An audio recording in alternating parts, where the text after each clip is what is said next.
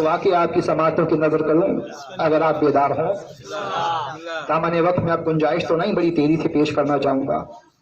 मैंने किसी मुकाम पे अर्ज भी किया था, जंग सिफ़ीन हो रही थी, दो गिरोह आपस में लड़ रहे हैं। एक गिरोह है कि जिसका सरदार कूफे वाला है, एक गिरोह है कि जिसका सरदार शाम वाला है, और आप दोनों सरदारों से बखूबी वाकिफ हैं। क्या कहने बाबा। ठीक है, तो जो शाम वाला सरदार है वो सियासी सरदार है, और सियासत आज भी वैसी की वैसी है। तो लिहाजा जंगों में लोग हमेशा ये चाहते हैं कि मैं अपने मुकाबले में आने वाले के लिए जो अतराफ में कौमें हैं, जो अतराफ में मुमलिकतें हैं, उनकी मदद उससे पहले हासिल कर लूं। ठीक है, तो शाम वाला ये चाहता था कि इससे काबिल के लोग कूफे के हाकिम के साथ हो जाएं, मैं अपने साथ लोगों को करूं। और सबसे पहले उसने यमन के हाकिम को अपने साथ लेने के लिए अपने पास से एक नुमाइंदा भेजा और सारा माजरा मुसलमानों का वहां बता दिया कि आपस में जंगें हो रही हैं, मुमकिन है जो जीते वही हाकिम हो जाए, लिहाजा मैं अपने आप को मजबूत करने के लिए तुम्हारी मदद चाहता हूं। वहां का हाकिम यहूदी है। हैरत इस बात की है कि मुसलमान होते हुए काफिरों से मदद तलब की जा रही है। क्या कहने भाई, वाह वाह वाह वाह वाह जी, वाह वाह वाह। सियासत ने शुरू ही से दीन को अलहदा कर दिया था। क्या कहने भाई, वाह वाह तो अजीज़ान ने मोहतरम मदद तलब की कि तुम पहले से हमारे हो जाओ, लेकिन वो काफिर होते हुए भी, यहूदी होते हुए भी अक्लमंद जरूर था। जरूरी नहीं है कि जो दीन से दूर हो वो अकल से भी आरी हो। उसके पास अकल थी और उसने साथ देने के लिए एक शर्त रखी। आज के जमाने में तो मदद करने का क्राइटेरिया बदल गया है। लोग ये देखते हैं किसकी मदद की जाए, उसकी की जाए कि जो मालदार ज्यादा हो या जिससे हमें फायदा ज्यादा हो। लेकिन उसने मदद करने के लिए जो शर्त रखी वो ये कि मैं मदद उसकी करूंगा जिसके पास इल्म ज्यादा होगा। तो उसने कहा ठीक है, मैं तुम दोनों फरीकैन में जो ज्यादा आलिम है उसकी नुसरत करूंगा। लिहाजा मेरे पास कुछ सवालात हैं वो मैं भेजता हूं, अगर जवाबात इसके पास से आ जाएंगे तो मैं इसकी मदद करूंगा, और अगर जवाबात वहां से आ जाएंगे तो मैं उसकी मदद करूंगा। ये सारा माजरा इसने अपने एक नुमाइंदे को बयान किया और कहा कि पहले सवालात शाम के हाकिम के पास ले जाना, अगर वहां से जवाबात मिल जाएं तो फिर तो ठीक है, और ना मिले तो फिर कूफे के हाकिम के पास जाना। ठीक है, तो यहां से सवालात लिख के भेजे गए। सवालात कई सारे हैं, उनमें से मैं दो सवाल आपके सामने नजर करता हूं। पहला सवाल तो ये कि जमीन से आसमान तक का फासला कितना है, और दूसरा सवाल ये कि अपने पास से शीशी दी और कहा कि ये हाकिम को देना, उससे कहना कायनात की हर शय को शीशी में बंद करके दे दे। अब अपना नुमाइंदा रवाना कर दिया। नुमाइंदा हाकिम के हुक्म के मुताबिक शाम पहुंचा, और जैसे ही शाम में पहुंचा उसने पूछा कि यहाँ का हाकिम कौन है। मैं नुमाइंदा हूं बादशाह का। जब खबर मिली तो उसने कहा कि बुलाया जाए हमारे पास। खैमे में लाया गया। ये अपने तख्त पे बैठे हुए थे। इन्होंने बड़ी शान और शौकत के साथ उसका इस्तकबाल भी किया और उससे कहा कि तुम्हें भेजा है, बताओ किस क्या खबर लेके आए हो, क्यों भेजा है। कहा उसने मदद का इरादा तो किया है, लेकिन मदद के लिए कुछ शर्त है। क्या शर्त है? कहा कुछ सवालात भेजे हैं, अगर उनके जवाबात आप दे दें तो वो आपकी तरफ है।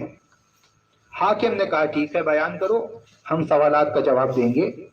अजीज़ान मोहतरम, उसने कहा ठीक है, पहला सवाल जो हाकिम ने आपके लिए भेजा है वो ये है कि जमीन से आसमान तक का फासला कितना है। हाकिम शाम के सामने पहला सवाल ही इतना मुश्किल आ गया। अब अजीज़ान मोहतरम, अक्ल ये कहती है कि सवाल का जवाब या हाँ में होना चाहिए या ना में होना चाहिए। या तो जवाब है तो दे दीजिए और नहीं है तो इनकार कर दीजिए। लेकिन यहाँ हमने अजीब जवाब देखा। यहाँ ना हाँ हुई ना हुई, बल्कि आगे से कहा गया बताइए अगला सवाल क्या है। यहाँ स्किप ऑप्शन आ गया, जवाब देने की जरूरत ही नहीं है। ये सवाल छोड़ दिया, कहा अगला सवाल करो। उसने दीगर सवालात सामने रखे, हर सवाल छुड़वाते गए। कहा बताओ अगर कोई काम की चीज है तो। कहा हाँ आखिरी चीज है, एक शीशी दी है اور کہا ہے اس میں کائنات کی ہر شے بند کروا کے لے آنا۔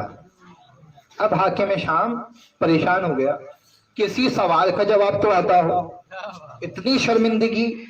تو کہا بھائی ایسا ہے کہ تم تو سفر سے آئے ہو اور اتنے مشکل سوال لائے ہو، کہاں جواب سمجھو گے، پہلے آرام کرو پھر جواب دوں گا۔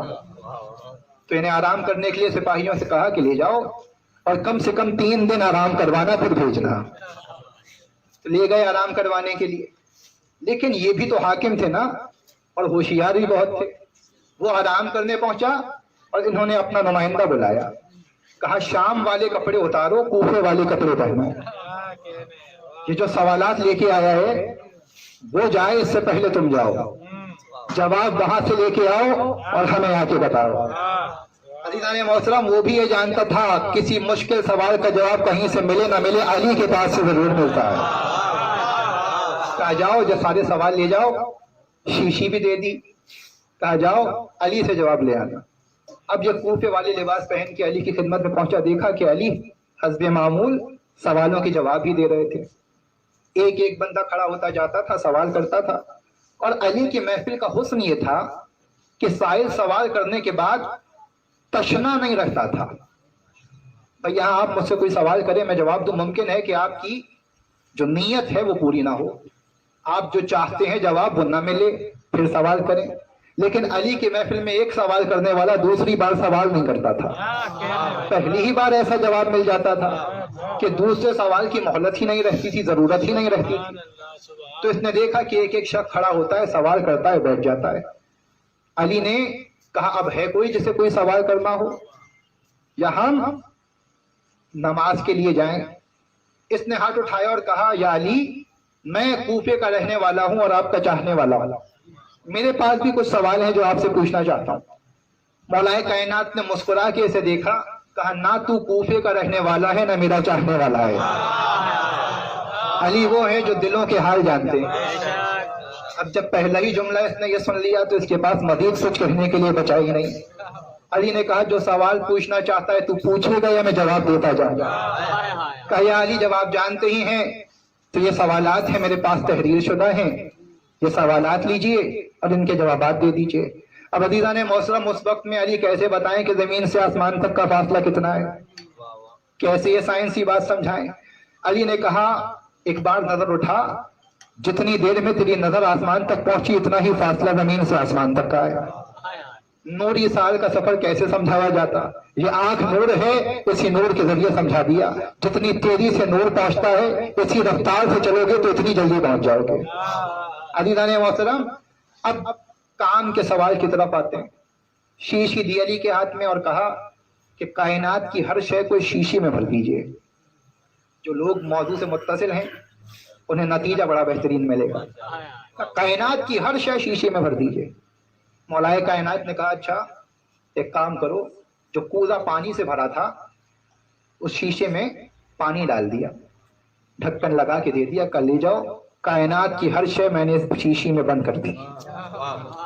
اب وہ جو نمائندہ تھا وہ بڑا حیران ہوا، کہا یا علی قرآن کی کائنات کی ہر شے شیشی میں ہے؟ مولا کائنات نے کہا ہاں، اگر تو خدا کو مانتا ہے تو کیا تو نے قرآن پڑھ رکھا ہے؟ کہتا ہے ہاں یا علی۔ تو کہا کیا تو نے یہ نہیں سنا کہ اللہ قرآن مجید میں کہتا ہے ان اللہ جعل کل شیء حی من الماء، اللہ نے ہر شے کی حیات پانی سے شروع کی، کوئی شے وجود میں نہ آتی اگر یہ پانی نہ ہوتا۔ یعنی کائنات میں جو بھی چیز ہے جس کے لیے لفظ شے